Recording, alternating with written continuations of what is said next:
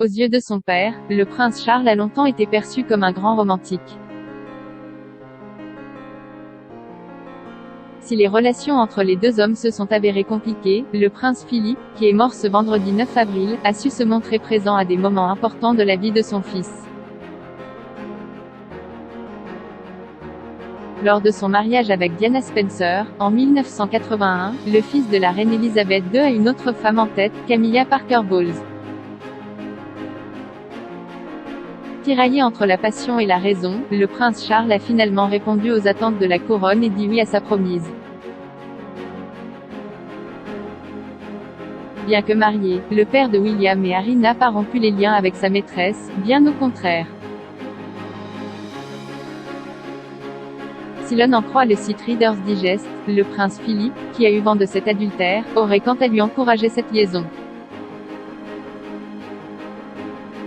Dans une lettre envoyée à son fils, le duc d'Édimbourg, qui a plus tard mis en garde Harry avant qu'il épouse Meghan, aurait demandé au prince Charles de s'engager à vie ou de rompre avec Diana.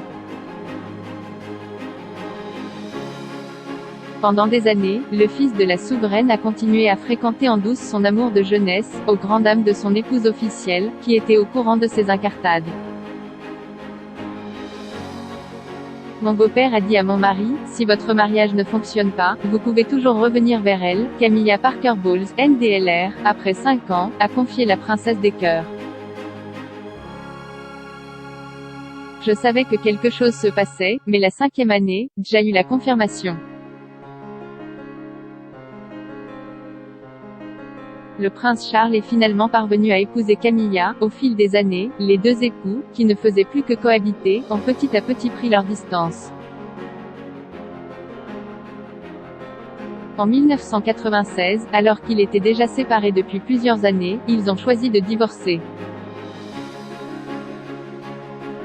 Après avoir suivi le destin malheureux du mariage du prince Charles et de Lady Diana, les Britanniques ont dû faire face à une autre nouvelle, bien plus terrible cette fois, la mort tragique de la mère des princes William et Harry, à Paris, en août 1997. À l'époque, le peuple britannique est allé jusqu'à reprocher aux deux amants d'être responsables de la disparition de Lady Diana.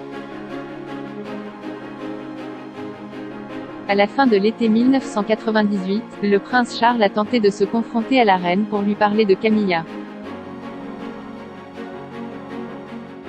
En vain, Sa Majesté n'a rien voulu entendre, estimant qu'il était encore trop tôt et jugeant la situation trop complexe pour la couronne.